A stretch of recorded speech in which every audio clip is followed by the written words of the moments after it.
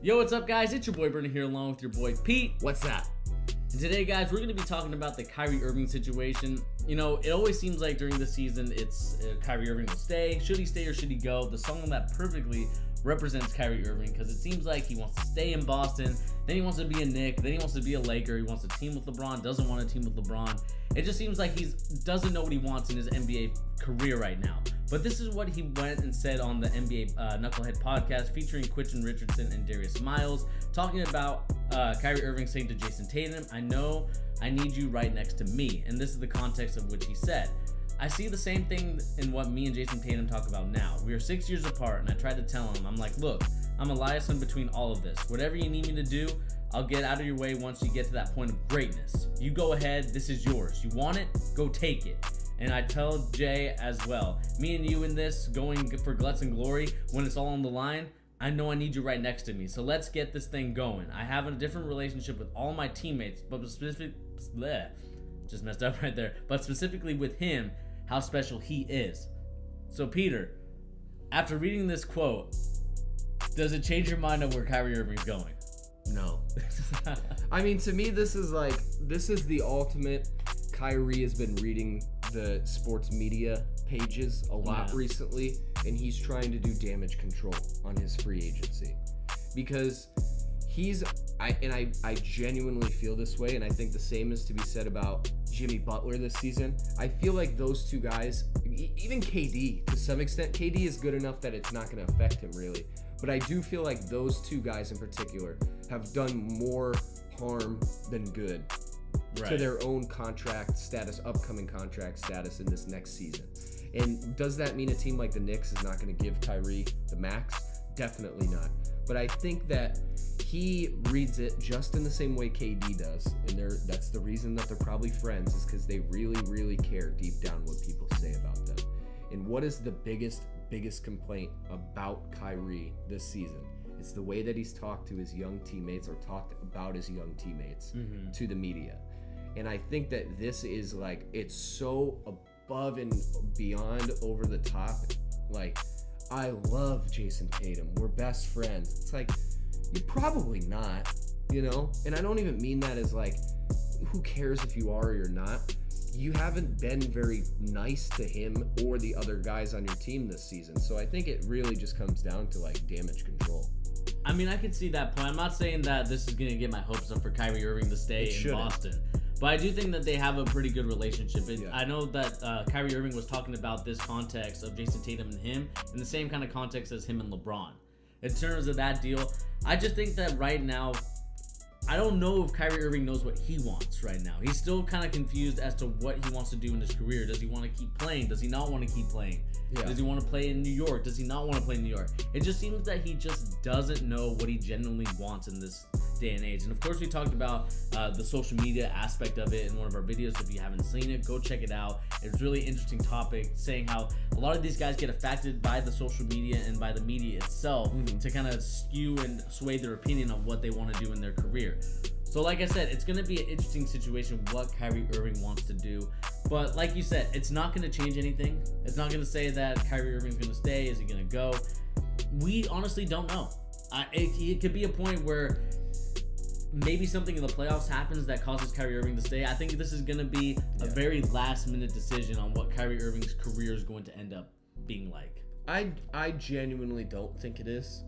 Like, I really do think he's going to the Knicks. And I don't even say that just as a Knicks fan. I feel the same way about KD. All the signs that you look at for what a free agent, what a team does when they have an under-the-table kind of negotiation already in place, those two guys have done it. Like, it seems like they're going to go to New York. But on top of damage control as far as the entire NBA, it seems like he might be going well out of his way to make sure he doesn't burn the bridge with the Celtics. In case he changes his mind at the last minute. Because they clearly have all of their intentions and future hopes set upon Jayson Tatum's shoulders. So going out and saying, like, when you're ready to be the guy, I am willing to take a step back on this team. That is not necessarily maybe how he feels, you know? He might not even feel like maybe that happens when I'm 32 and you're 27, right? But the thing is I don't think he's gonna stay there for Jayson Tatum. Like, do you think a guy like Jayson Tatum, who, you know, we also talked about in another video about the sophomores. Yeah. Sorry. We talked about him in the sophomores, how he's really pretty much the same guy as he was last season. He hasn't really taken any steps forward. If anything, maybe a tiny step back, right? Maybe. But my thing is, like, Kyrie is not dictating his future on the hopes and dreams of the Celtics organization for Tatum or Tatum's aspirations. Yeah, I'm going to be curious to see what each of these guys' career is going to end up like, especially Kyrie, because, I mean, if he goes to New York, I'm not sure what I don't know if it's a championship team yet, because even though you have KD, you have Kyrie, I don't know if they have enough to really become an NBA championship caliber team just quite yet. And then if he just stays in Boston, does that mean that we get Kyrie and AD, and then Jayson Tatum gets shipped out to go to the Pelicans? Like, that's the one thing that is really gonna be concerning for me, is what is going to be the plan. I just feel that this is almost Game of Thrones like, or playing chess, where there's a lot of pieces that need to be moved, so the Boston Celtics can move this way, or the Pelicans can move this way, and the Knicks can move a different way. There's a lot of stuff that I just have no idea what's gonna happen, and it all rests on the shoulders of a guy that doesn't know what he wants in his career. Yeah, and it's like I think your Game of Thrones analogy is perfect. It's like somebody like making an ally with somebody they've been talking nonsense about for 6 months right before they get their head chopped off so they can stay alive for another day. You know, it's like his like safety line to being still favored in the public's eye. I really want to. I think when it comes down to it, this doesn't matter. It seems like it's like a written statement. He's literally just saying, I want to not make the same mistakes as LeBron might have made with our relationship and that I made with LeBron's relationship. Which maybe LeBron even told him to do this. He might have. He's calling him. Might have said, like, you know, maybe LeBron said, I wish I had, you know, treated you better out in the public eye, and said, like, as soon as I was ready to step back, Kyrie, it's your team. Like, could you not see LeBron saying that exact thing to Kyrie? I mean, he probably could have said that, and I think he should have said that. I think it would have saved the relationship, and that's just another video for another day talking about that. But I just think that, like I said, Kyrie Irving talked to LeBron James. Kyrie Irving is trying to figure out himself.